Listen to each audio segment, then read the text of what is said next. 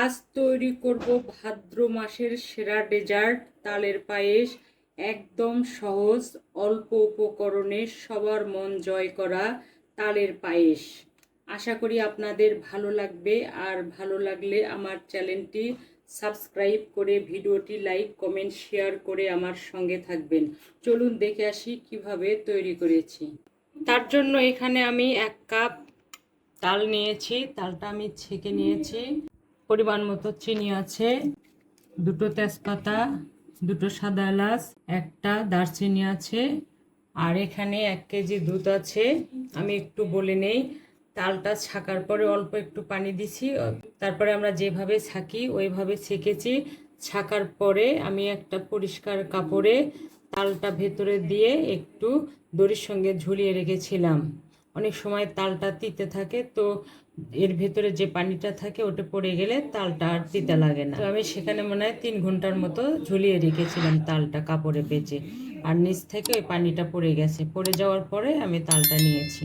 তো যাই হোক, এখন আমি তালটা অল্প অল্প করে দুধের ভেতরে দেব আর মিক্স করব।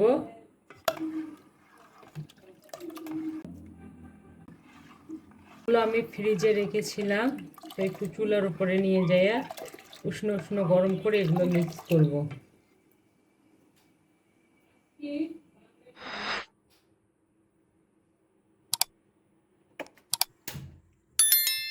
আমি আগে মিডিয়াম জালে সব কিছু মিক্স করে নেব। ফ্রিজে থাকার কারণে সব কিছু একটু জমে গেছে। তালটা, চিনিটা আমরা স্বাদ অনুযায়ী দেব। তাল দিয়ে যখন আমরা পায়েস করব তখন কিন্তু দুধের ভেতরে কোনো পানি দেওয়া যাবে না,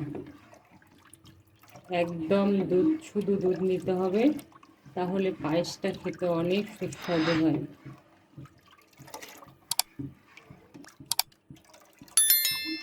আমি 1 কাপ সব তালটুকু দিয়েছি, সব কিছু মিক্স করে নিয়েছি। মিক্স হয়ে গেছে। আমি গরম মশলা দিয়েছি, তেজপাতা, এলাচ, দারুচিনি। এখন আমি স্বাদ অনুযায়ী চিনি দিচ্ছি। আমরা যেরকম মিষ্টি খাবো সেরকম চিনি দেবো। তো আমি প্রায় 1/2 কাপের মতো দিলাম।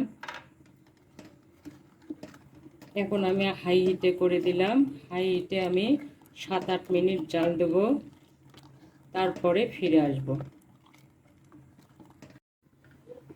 ফিরে এলাম 10 মিনিট পরে। আমি 10 মিনিট হাই হিটে জাল দিয়েছি। এখন পায়েসটা ঘন হতে শুরু করেছে, এখন লেগে যাবে। আমি কিন্তু সব সময় নাড়ানাড়ির মধ্যেই ছিলাম, নাড়ানাড়ি করেছি যেন লেগে না যায়। এখন আমি মিডিয়াম হিটে করে দেব এবং নাড়ানাড়ি করতে থাকবো যেন লেগে না যায়। আর এখানে কিন্তু কিশমিশ দেওয়া যাবে, বাদাম দেওয়া যাবে, কিন্তু আমি এই পায়েসে কিশমিশ বাদাম কিছুই দেই না, আমাকে এমনিতেই ভালো লাগে। এখন নাড়ানাড়ির মধ্যেই থাকতে হবে।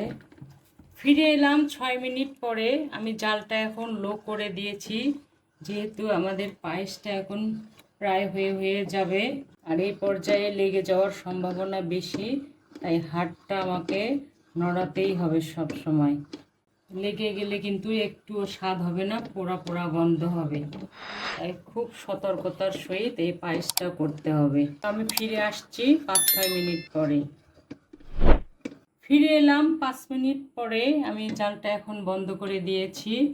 আমরা যেরকম ঘন খাবো সেই পর্যায়ে জালটা অফ করে দেব। তো ঠান্ডা হলে কিন্তু আরও ঘন হবে।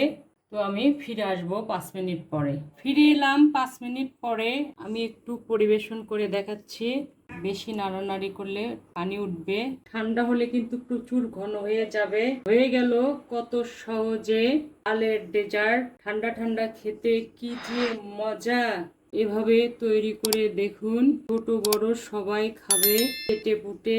আর এই পায়েসের যে এত স্বাদ, স্বাদ কখনো ভোলার না। আজ এ পর্যন্তই, ইনশাল্লাহ আবার দেখা হবে নতুন কোনো রেসিপি নিয়ে। আল্লাহ হাফেজ।